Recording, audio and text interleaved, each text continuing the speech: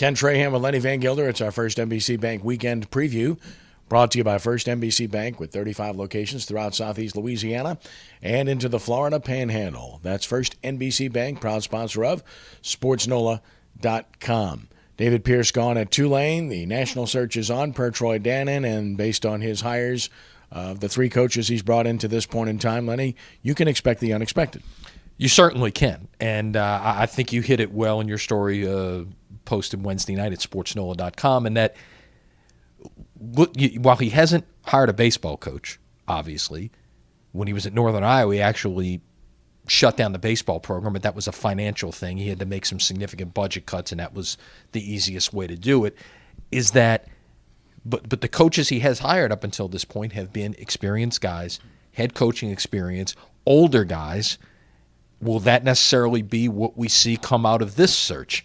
It doesn't, past performance does not indicate, the future, as they like to tell us when we go talk about money, right? So, but it's all you've got to go by. It's like trying to pick winners at the racetrack. You look at past performances. So if you're trying to handicap this race on who Troy Dannon is going to pick as the next Tulane baseball coach, you look for someone with experience. You look for someone with head coaching experience, and that's going to narrow it down. But look, there's no shortage of good candidates out there. And this is a good job. This is arguably the best job that he has to offer out there of all of his coaching jobs at Tulane. It won't pay the most, obviously. Football, basketball pay more.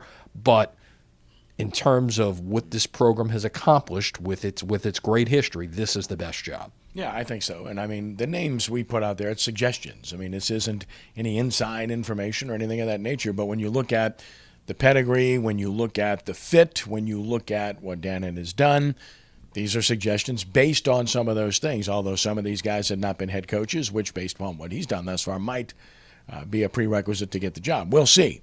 Of course, the Tulane ties are always going to come up immediately, and understandably so, rightfully so. But as you pointed out to me, and I put it in the piece when we spoke, because you have a deep history of Tulane, they haven't hired a whole bunch of head coaches with Tulane ties in any sport over the years. You and I think, were about knee-high to a grasshopper the last time it happened. When you go back Benny to Ellender? Benny Ellender, and you could really stretch with Chris Selfo. Definitely, family. But the family history there. But still, somebody who's a Tulane person, and obviously you've got some significant Tulane people out there as candidates, Andy Cannizzaro, Matt Reiser, Joe Sherman, all, in my mind, should be legitimate candidates for this job. But, when is the last time Tulane hired a Tulane person? That's the thing you keep going back to. Again, you're dealing with someone who's only got a very short track record at Tulane, and really what the options in terms of what you had maybe at football, volleyball, basketball when he made those hires weren't the options that you have as it relates to baseball. And one of the arguments to hire a Tulane guy would be for retention, to be able to keep somebody for a long period of time. Although it should be pointed out very clearly that Rick Jones was not a Tulane guy, and he was there for over 2 decades.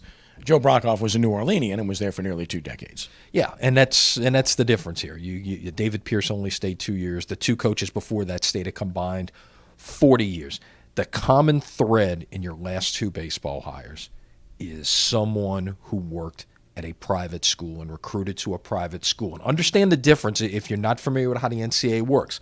The other sports that we mentioned out there, they are what is known as counter sports. Everybody is on full scholarship, basically, and even if they're not, they count as if they are.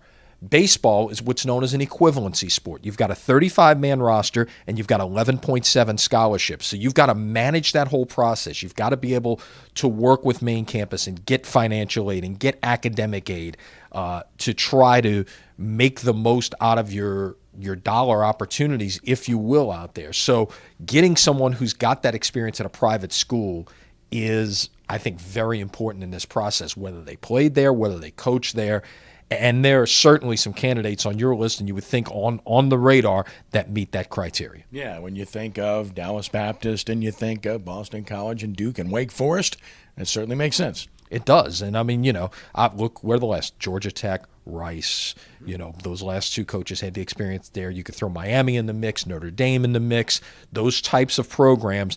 Vanderbilt, That's what you've got to look for. We haven't even touched the West Coast, places like Stanford and that, but that's what you need, and it's a game changer in terms of how you go about recruiting in baseball.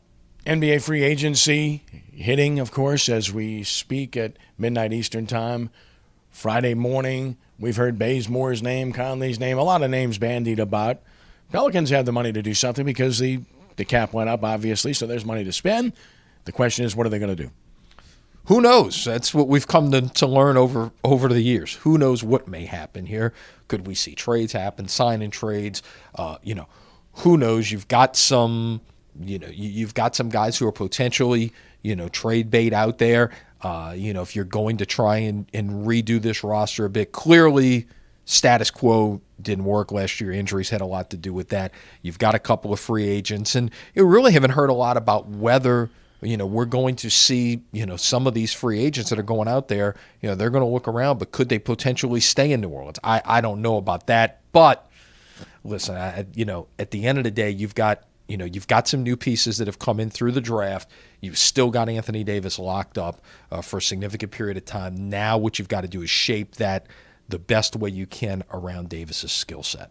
Zephyr's back home on July 4th as they come home for the holiday, and I'm sure you'll enjoy a fireworks display for that. And where the Saints are concerned, nothing really new to report.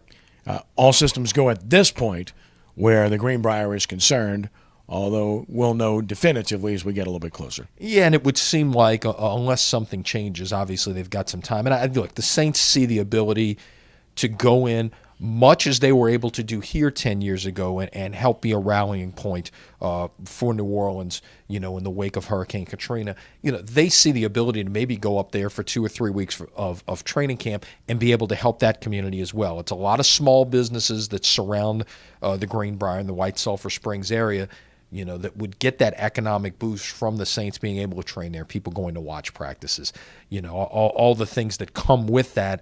And, they see an opportunity to be able to help, and they've obviously let people, in this area know how they can, in turn, help the cause as well. So, good for them. And, look, there's no need to rush to judgment on this. Obviously, if something happens and it can't be ready, I think on a moment's notice they can reset back up here in Metairie and be able to host training camp in very short period of time.